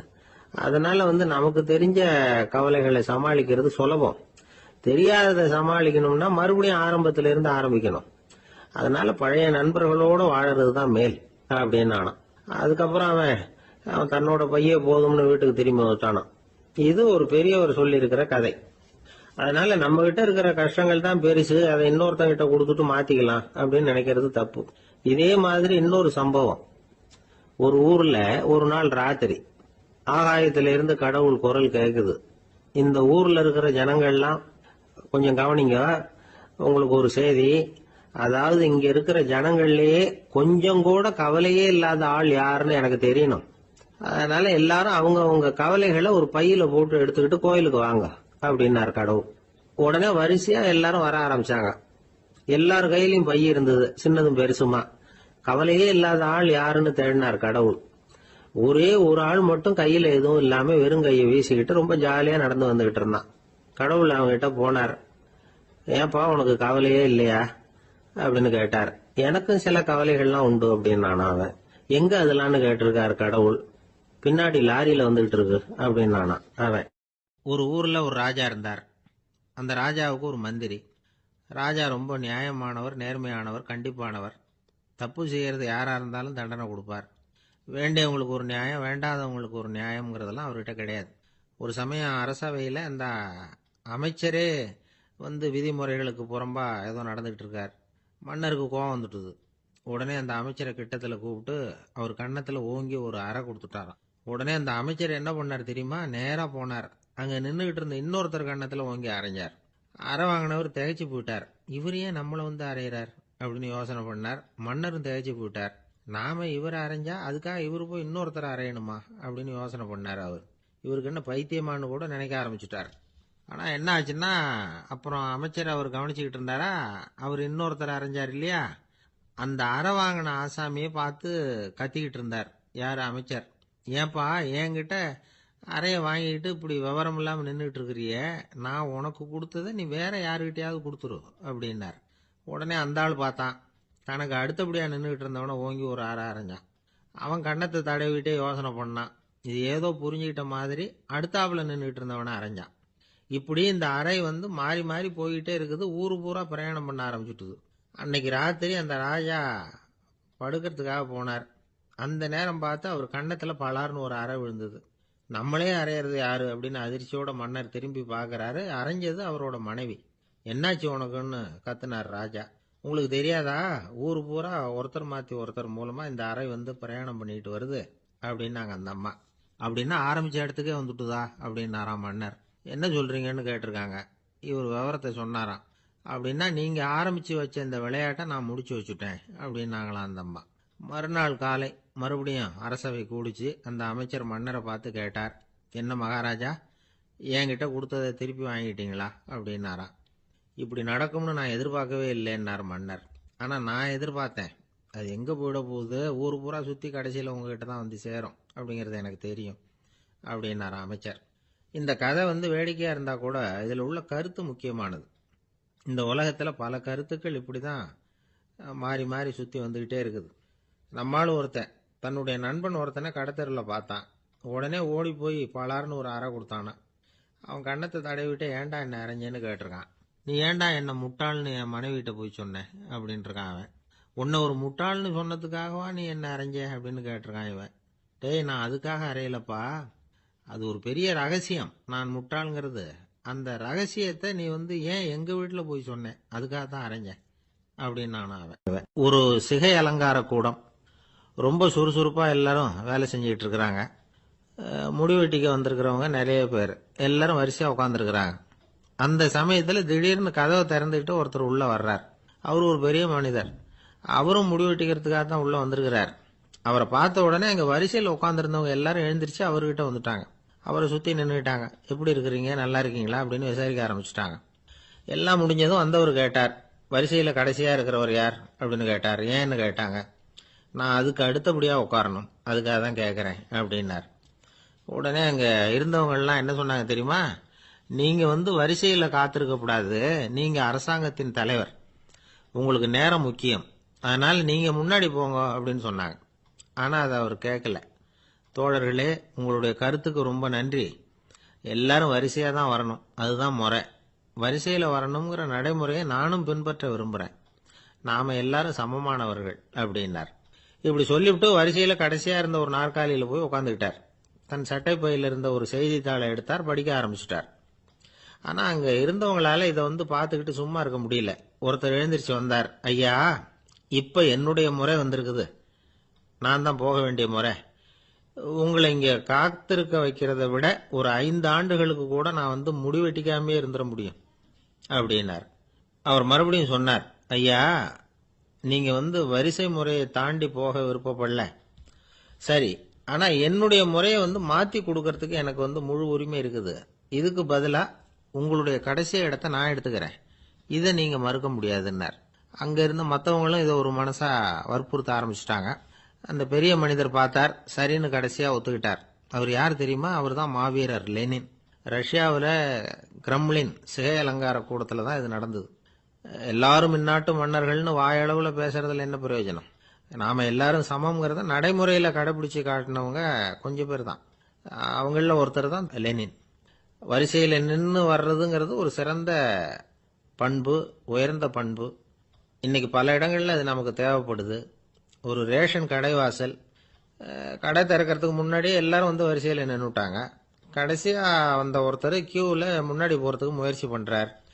ஏற்கனவே நின்றுட்டு இருக்கிறவங்க அவரை முன்னாடி போறதுக்கு விட மாட்டேங்கிறாங்க. கடைசியா போய் நில்லையா அப்படின்னு எல்லாரும் கத்துறாங்க. அது அவர் காதுல வாங்கல. முண்டி அடிச்சுக்கிட்டு முன்னாடி போறதுக்கே முயற்சி பண்ணிட்டு இருக்கிறார். எல்லாரும் சேர்ந்து அவரை வலுக்கட்டாயமா இழுத்து கொண்டாந்து பின்னாடி கொண்டு போய் நிறுத்திவிட்டாங்க.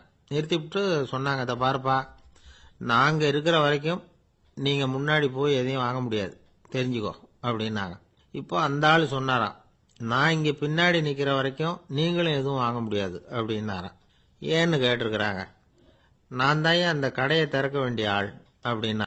ஒரு கடைக்கு போனேன், 5 ரூபா பணத்தை எடுத்து கொடுத்தேன். ஒரு தினசரி பத்திரிகையை கேட்டேன். அவரு உடனே அங்க அடுக்கி வச்சிருந்த பத்திரிகையில ஒன்னு எடுத்து என் கையில கொடுத்தார், வாங்கிக்கிட்டேன். மீதி பணத்தை எடுத்தார், அதையும் என் கையில கொடுக்கணும்ல, கொடுக்கல. எதிரில் இருந்த பலகையில வச்சு எடுத்துக்க சொன்னார். எப்பவும் அவர் அப்படிதான் பண்ணுவாரு. நானும் எடுத்துக்கிட்டு வந்துடுவேன். இவர் ஏன் இப்படி பண்றாருங்கிறது எனக்கு ரொம்ப நாளா ஒரு சந்தேகம். ஒரு நாள் அவர்கிட்டயே இதை கேட்டுவிட்டேன். ஏங்க, நீங்க உங்க கடைக்கு பொருள்கள் வாங்குறவங்களுக்கு நீங்க பாக்கி சில்லறையை கொடுக்கறப்போ பலகையில வச்சு விடுறீங்க, கையில கொடுக்க மாட்டேங்கிறீங்களே, ஏன் அப்படின்னு கேட்டேன். காசை கையில கொடுத்தா நம்ம கிட்ட இருக்கிற லட்சுமி போயிடுவா சார் அப்படின்னார். அதாவது பணம் செலவாயிடும் அப்படின்னு அர்த்தமா. இன்னொரு நண்பர், அவர் ஒரு நாள் வழக்கத்துக்கு மாறா ரொம்ப சோகமா உட்காந்துருக்கிறார். ஏங்க, என்னாச்சு, ஏன் இப்படி கப்பலே கவிழ்ந்தது மாதிரி உட்காந்துருக்கிறீங்க அப்படின்னு கேட்டேன். கப்பலே கவிழ்ந்திருந்தா கூட நான் இப்படி கவலைப்பட மாட்டேன் சார், வேற ஒன்று நடந்து போச்சுன்னார். என்னன்னு கேட்டேன். என் உச்சந்தலையில பல்லி ஒன்று விழுந்துட்டுதுன்னார். அதுக்காகவா இப்படி அப்படின்னு ஆச்சரியப்பட்டேன்.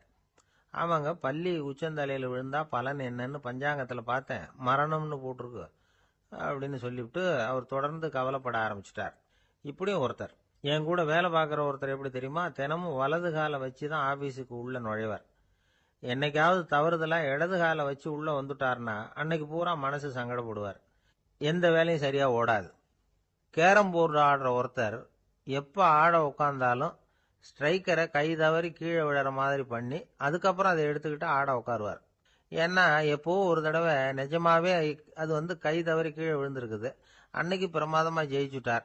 உடனே ஒரு முடிவுக்கு வந்துட்டார், கை தவறுனா லாபம் அப்படின்னு. அதுக்கப்புறம் அதையே பழக்கமாக்கிக்கிட்டார். பூனை குறுக்க போனா சகனம் சரியில்லைன்னு நினைக்கிறவங்க உண்டு. ஆனா ஒருத்தர் எப்படி தெரியுமா, அவர் வெளியில கிளம்புற சமயம் பக்கத்து வீட்டு ரேடியோவில் மியாவ் மியாவ் பூனை குட்டின்னு பாட்டு சத்தம் கேட்டா கூட போதும், சகனம் சரியில்லைன்னு பிரயாணத்தை கேன்சல் பண்ணி விடுவார். இப்ப இவ்வளவும் எதுக்கு சொல்றோம்னா, அளவுக்கு மீறின சகுன நம்பிக்கைகள் இருக்கு பாருங்க, இதோட பயமும் சேர்ந்துக்கிட்டதுன்னு வச்சுக்கோங்க, இது ஒருத்தருடைய மனநிலையை பாதிச்சிடும். இது உளவியல் நிபுணர்கள் சொல்ற கருத்து. வாழ்க்கையே தடுமாற வச்சிரும். பாதுகாப்பு இல்லாத உணர்வு, ஒரு விதமான டிப்ரெஷன் மனநிலை, இதெல்லாம் தான் இதுக்கு காரணமா அமையலாம். சில பேர் காய்கறி நறுக்க கத்திய கையில் எடுத்தா கூட நேரம் சரியா இருக்கா அப்படின்னு பார்த்துட்டு தான் வேலையை ஆரம்பிக்கிறது வழக்கம். அறிவு தான் மனசுக்கு வாத்தியாரா இருக்கணும். அப்பதான் வாழ்க்கை நிம்மதியா இருக்கும். அறிவு மனசு சொல்றபடியெல்லாம் கேட்க ஆரம்பிச்சுட்டுதுன்னா இடைஞ்சல் தான். ஒருத்தருக்கு 7ஆம் நம்பர் தான் ராசியான நம்பராம். 7ஆம் தேதி தான் எந்த காரியத்தையும் ஆரம்பிப்பாராம். 7 எழுத்து வர்றது மாதிரி பேரை மாத்தி வச்சுக்கிட்டார். 7 மணிக்கு தான் தினமும் எழுந்திருப்பார். 7ஆம் நம்பர் வீட்டில் தான் குடியிருக்கார். கல்யாணம் கூட 7ஆம் தேதி தான் பண்ணிக்கிட்டார். அவர் ஒரு நாள் குதிரை பந்தயத்துக்கு போனாராம். குதிரையோட பேரையெல்லாம் பார்த்தார். ஒரு குதிரையோட பேர் 7 எழுத்துல அமைஞ்சிருந்தது. 7 தானே இவருக்கு அதிர்ஷ்ட நம்பர். அதனால உடனே அது பேர்ல பணத்தை கட்டினார். பந்தயம் நடந்தது. என்ன சார் ஆச்சுன்னு கேட்டாங்க. நான் பணம் கட்டின அந்த என்னோட குதிரை 7ஆவதா சேர்ந்தது சார் அப்படின்னாராம் சோகமா. ஒரு ஆளு ராமகிருஷ்ணரை தேடி வந்தான். அவன் கையில 1000 பொற்காசுகள் வச்சிருந்தான். அதை அவர்கிட்ட கொடுத்து இதை ஏத்துக்கணும் அப்படின்னு ரொம்ப பணிவா கேட்டுக்கிட்டான். அவரு பார்த்தார், இது எனக்கு தேவையில்லை, ஆனாலும் உன்னுடைய மனசை புண்படுத்துறதுக்கு நான் விரும்பல, அதனால நீ கொடுக்கறத வாங்கிக்கிறேன்னார். வாங்கிக்கிட்டார். அப்புறம் கேட்டார், இதை பாரு, இனிமே இதெல்லாம் என்னுடையது தானே அப்படின்னார். ஆமா, அதையெல்லாம் நான் உங்களுக்கே கொடுத்துட்டேன். அவன், சரி, இப்ப நீ எனக்காக ஒரு காரியம் பண்ணணும்னார். என்ன செய்யணும் சொல்லுங்கன்னா, இந்த நாணயங்களை எல்லாம் எடுத்துக்கிட்டு போய் கங்கை நதியில எரிஞ்சுட்டு வா அப்படின்னார். இவனுக்கு அதிர்ச்சியா போச்சு. என்ன பண்றது, இனிமே அது முடியாதுன்னு சொல்ல முடியாது. ஏன்னா அந்த நாணயங்களை எல்லாம் அவருக்கே கொடுத்துட்டான். இனிமே அதெல்லாம் இவனுடையது இல்லை. பேசாம அவ்வளவையும் அள்ளிக்கிட்டு ஆத்தங்கரைக்கு போனான். போனவன் ரொம்ப நேரம் திரும்பியே வரல. ராமகிருஷ்ணருக்கு சந்தேகம், என்ன ஆச்சு அந்த மனுஷனுக்கு, காசுகளோட அந்த கங்கையில குதிச்சுட்டானா, போகும்பொழுதே ஒரு மாதிரியா தான் போனான், போய் என்னன்னு பார்த்துட்டு வாங்க அப்படின்னார். அங்க இருந்த ஒருத்தர் ஓடி போய் பார்த்தார். அவர் போய் பார்க்கும் பொழுது அவன் அங்கேயே இருந்தான். அதுக்கப்புறம் அவர் திரும்பி வந்தார். விவரத்தை சொன்னார். அதாவது அவன் கங்கை கரையில உட்காந்துக்கிட்டு ஒவ்வொரு நாணயமா 1 2ன்னு எண்ணி எண்ணி வீசிக்கிட்டு இருக்கிறான். அவனை சுத்தி ஒரு கும்பல் நின்றுகிட்டு அவனை தடுத்துக்கிட்டு இருக்குது அப்படின்னு விவரத்தை சொன்னார் போயிட்டு வந்தவர். இதை கேட்டதும் ராமகிருஷ்ணரே புறப்பட்டு அங்க போனாராம். என்ன இப்படி பண்ணிட்டு இருக்கிற, நான் உன்னை அந்த நாணயங்களை கங்கையில வீசி எறிய சொன்னேன், நீ ஏன் அதை எண்ணிட்டு இருக்கிற அப்படின்னார். பழக்கம்தான் காரணம், நான் ஒவ்வொரு நாளும் ஒவ்வொன்றா சேமிச்சு வச்சேன். இன்னைக்கு என்கிட்ட நிறைய இருக்குது, உங்களுக்கு ஒரு 1000 நாணயங்களை கொடுக்கணுங்கிறது என்னோட ஆசை அப்படின்னா. இப்ப ராமகிருஷ்ணர் சொன்னார், ஒரே நேரத்துல எல்லாத்தையும் சம்பாதிச்சிருந்தா நீ எண்றது பொருத்தமா இருக்கும். எல்லாத்தையும் இழக்கும் போது ஒவ்வொன்றா எண்ணிக்கிட்டு இழக்கிறதுங்கிறது சரியான செயல் இல்லை. அதனால ஒரே தடவையா எல்லாத்தையும் தூக்கி எறிஞ்சிடும் அப்படின்னார். இது இழப்பது அப்படிங்கிற ஒரு உயர்ந்த நிலை. இதை நாம யதார்த்த வாழ்க்கையில சம்பந்தப்படுத்தி பார்த்து குழப்பிக்கிட்டு இருக்கக்கூடாது. இழக்கிறேன்னு சொல்லிக்கிட்டு இருக்கிற காசையெல்லாம் ஆத்துலையும் குளத்துலையும் கொண்டு போய் எரிஞ்சுட்டு வாங்க அப்படின்னு உபதேசம் பண்றதாக யாரும் நினைச்சிடக்கூடாது. இதுல நாம புரிஞ்சுக்க வேண்டியது என்னன்னா, எதையாவது ஒன்ன இன்னொருத்தருக்கு கொடுக்கணும் அப்படின்னு விருப்பப்பட்டா அதை மனப்பூர்வமா கொடுத்துடணும். கொடுத்துட்டு அதையே நினைச்சிட்டு இருக்க கூடாது. நம்மால் ஒருத்தர் ஒரு 100 ரூபாய் நோட்டை தன்னுடைய நண்பர் ஒருத்தர்கிட்ட கொடுத்து, இது உனக்கு தான் வச்சுக்கோ அப்படின்னார். அவரு பார்த்தார், இது இனிமே எனக்கு தானே சொந்தம் அப்படின்னார். ஆமான்னார் அவர். அப்படின்னா எனக்காக நீ ஒரு உதவி செய்யணும்னார். சொல்லுங்க செய்யறேன்னார் அவர். இந்த 100 ரூபாய் நோட்டை தீ வச்சு கொளுத்தி விடுனார். இவர் அதிர்ச்சியாகி அவரை பார்த்தார். இப்ப அவரு சொன்னார், நீ எனக்கு அன்பா கொடுத்தது இது, இந்த நோட்டு கள்ள நோட்டுங்கிறது எனக்கு முன்னாடியே தெரியும், சீக்கிரம் கொளுத்தி விடு, அதுதான் நம்ம 2 பேருக்குமே நல்லது அப்படின்னாராம் அவர். ஒரு நண்பர் இருக்கார். எப்ப பார்த்தாலும் கையில ஒரு புத்தகம் இருக்கும். புத்தகம் இல்லாம எங்கேயும் புறப்பட மாட்டார். எதுக்காக இப்படி எடுத்துட்டு போறீங்க அப்படின்னு கேட்டா, எனக்கு இது ஒரு நல்ல நண்பன் மாதிரி, இந்த காலத்துல எங்க போனாலும் காத்திருக்க வேண்டியிருக்கு, அது மாதிரி சமயத்துல நான் நண்பன் கூட பேசிக்கிட்டு இருப்பேன் அப்படிம்பாரான். ஒருத்தர் ஒரு பெரிய அரச பதவியில் இருந்தார். அவர் பதவியிலிருந்து இறங்க வேண்டிய சூழ்நிலை. அரசு கொடுத்திருந்த வீட்டை விட்டுட்டு வெளியில வர்றார். வரும்பொழுது 2 கையிலையும் 2 பெட்டியை எடுத்துட்டு வந்தாராம். சார், உங்களுடைய உடைமைகள் அப்படின்னு கேட்கறாங்க அங்க இருந்த ஊழியர்கள். இவர் தன்னுடைய கையில் இருக்கிற பெட்டியை காட்டி இதுதான் என்னுடைய சொத்து அப்படின்னாராம். ஒரு பெட்டியில் அவருடைய உடைகள், இன்னொரு பெட்டியில் அவர் விரும்பி படிக்கிற புத்தகங்கள், அவ்வளவுதான். இதுதான் இருந்துதான். புத்தகம் படிக்கிறது மனசுக்கு நல்லதுங்கிறது நமக்கு தெரியும். புத்தக வாசிப்பு உடம்புக்கும் நல்லதுங்கிறாங்க. அது நமக்கு ஆச்சரியமா தான் இருக்குது. ஒரு நபர் ஒரு வருஷத்துல சராசரியா 2000 பக்கங்களை படிச்சிருக்கணுமா, யுனெஸ்கோ பரிந்துரை. ஆனா நம்ம நாட்டில் நாம சராசரியா படிக்கிறது 32 பக்கங்கள், அவ்வளவுதான். இவ்வளவுக்கு நம்ம நாட்டில் 6000த்துக்கும் மேற்பட்ட நாளேடுகள், 2000த்துக்கும் மேற்பட்ட இதழ்கள், மலர்கள், இவ்வளவு இருந்தும் சரியா வரல. இந்த உலகத்துல முதல் நூலகம் எங்க எப்போ ஆரம்பமாச்சு தெரியுமா? கிமு 2500 ஆண்டுல அது ஆரம்பமாயிருக்குது. பாபிலோனியாவில் அமில் அணு அப்படிங்கிற அரசன் தான் நூலகத்தை உருவாக்கி இருக்கிறான். அப்பெல்லாம் தாள் கிடையாது, களிமண் தான். களிமண் பலகைகளில் எழுதி அதை தொகுத்து அப்படியே நூலாக்கி அதை நூலகத்தில் வச்சிருப்பாங்களாம். அரசருடைய நூலகத்தில் 1000த்துக்கும் மேற்பட்ட நூல்கள் இருந்ததாக வரலாற்று குறிப்பு இருக்குது. அது மட்டும் இல்லை, அந்த நூலகத்தில் பொருள் வாரியா, அதாவது சப்ஜெக்ட் வாரியா புத்தகங்களை வகைப்படுத்தி வச்சிருந்தாங்களாம். அதில் மிச்சம் இருந்த ஒரு 25 களிமண் பலகை புத்தகங்கள் இன்னைக்கும் பிரிட்டிஷ் அருங்காட்சியகத்தில் இருக்குதான். அச்சு தாள் இதெல்லாம் ஏற்பட்டதுக்கு அப்புறம் அமைக்கப்பட்டது தான் பிரான்சில் இருக்கக்கூடிய பாரிஸ் நூலகம். 1480 பிரெஞ்சு மன்னர் 11ஆம் லூயி இந்த நூலகத்தை அமைச்சாராம். ஆனால் அப்பெல்லாம் அரசர்கள் மட்டும்தான் நூலகத்தை பயன்படுத்த முடியுமா. அதுக்கப்புறம் 17ஆம் நூற்றாண்டில் இந்த முறை மாறி பொதுமக்கள் அங்கே போகலாம், படிக்கலாம் அப்படிங்கிற நிலைமை வந்துதான். போட்லியன் நூலகம் அப்படின்னு அதுக்கு பேர், பாரிஸ் நகரத்தில் இருக்கு. அங்கதான் நூல்களின் பட்டியல் தயாரிப்பு பணி ஆரம்பமாச்சு. கல்வி வளர்ச்சியையும் நூலகத்தையும் இணைச்சவர் நெப்போலியன் போனபார்ட். முன்பணம் செலுத்தி புத்தகத்தை படிக்கிற முறையையும் அவர் தான் கொண்டுட்டு வந்தாராம். மக்கள்கிட்ட வசூலிக்கிற வரியின் ஒரு பகுதியை நூலகத்துக்கு பயன்படுத்தினவரும் அவர் தானா. நெப்போலியன் நூலகத்தில் உலகத்தில் உள்ள எல்லா மொழி நூல்களும் இருக்குதான். அங்கே ஒரு தமிழ் நூலும் இருந்திருக்குது. அது என்னன்னா கம்பராமாயணம்.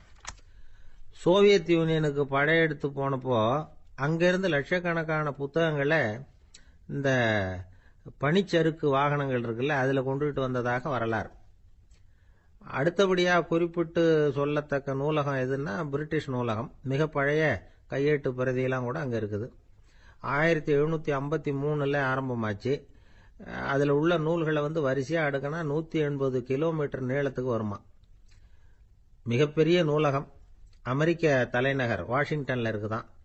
இந்தியாவை பொறுத்த வரைக்கும் பெரிய பழைய நூலகம் எதுன்னா கல்கத்தா நூலகம்.